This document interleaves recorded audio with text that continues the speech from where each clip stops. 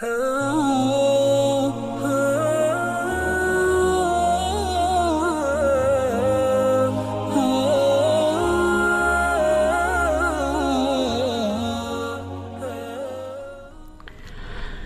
طرح سے ایک سوال یہ بھی کیا جاتا ہے کہ محرم کے مہینے میں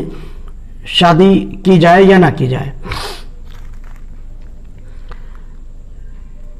اللہ سبحانہ و تعالیٰ نے جو حرمت والے مہینے بنائے ہیں جن میں قتال وغیرہ کی بھی ممانعت رہی ہے اور وہ مہینے قابل احترام ہے اور پہلے زمانے سے ان مہینوں کو محترم اور متبرک سمجھا جاتا رہا ہے، یہ محرم الحرام کا مہینہ انہی مہینوں میں سے ہے جو اب انشاءاللہ آنے والا ہے، اور اسلامی سال کے اعتبار سے وہ پہلا مہینہ ہوا کرتا ہے محرم الحرام کا مہینہ۔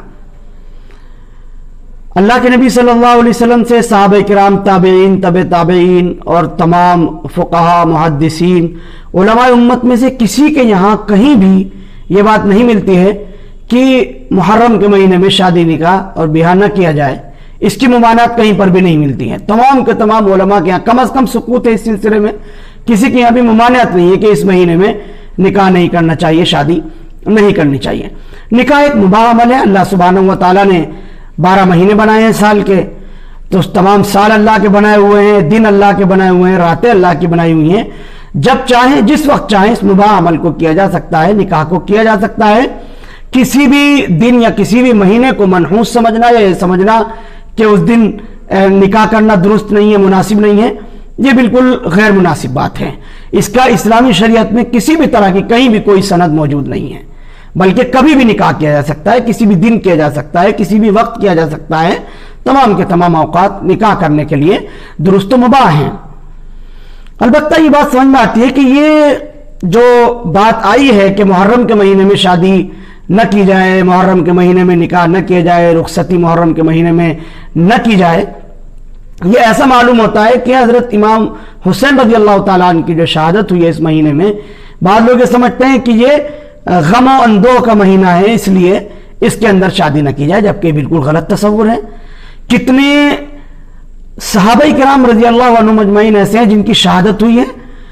اور یہ دیکھیے کہ حضرت حسین رضی اللہ عنہ کی شہادت سے پہلے حضرت حسن رضی اللہ عنہ کی، جو آپ ہی کے بھائی ہیں، ان کی شہادت ہو چکی ہے۔ حضرت عمر فاروق رضی اللہ عنہ کی شہادت ہوئی، حضرت عثمان رضی اللہ عنہ کی شہادت ہوئی۔ اور شہادت تو ایک ایسا عمل ہے جس کی خواہش کی ہے، جس کی تمنا کی گئی ہے۔ حضرت خالد بن الولید رضی اللہ عنہ جہاد کے اندر اسی لیے شرکت فرمایا کرتے تھے کہ مجھے شہادت نصیب ہو جائے، اور اس سے بڑھ کر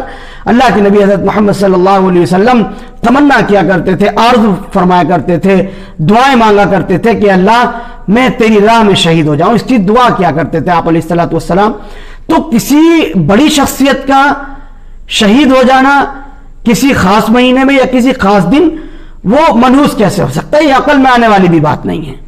بلکہ یہ تو ایک اچھی بات ہے کہ اللہ سبحانہ و تعالیٰ نے کسی کو اس دن کے اندر، اس مہینے کے اندر شہادت کے مقام پر فائز کر دیا۔ کیسی تمنا کی اللہ کے نبی صلی اللہ علیہ وسلم نے کہ میں اللہ کی راہ میں شہید کیا جاؤں، پھر زندہ کیا جاؤں، پھر شہید کیا جاؤں، پھر زندہ کیا جاؤں، پھر شہید کیا جاؤں، پھر زندہ کیا جاؤں۔ یہ تمنا کر رہے ہیں اللہ کے نبی صلی اللہ علیہ وسلم، اور ہم یہ سمجھ رہے ہیں کہ کوئی غم و اندوہ کا دن ہے، تو یہ تصور بالکل غلط ہے۔ شادی نکاح کسی بھی دن کسی بھی مہینے میں کیا جا سکتا ہے، خاص طور پر محرم کے مہینے میں اس کی کوئی ممانعت نہیں ہے۔ اور جبکہ عام لوگوں کا یہ تصور اور یہ خیال بنتا جا رہا ہے، خیال بن رہا ہے کہ محرم کے مہینے میں نکاح نہیں کرنا چاہیے، تو ایسے میں خاص طور پر اس مہینے میں نکاح کیا جائے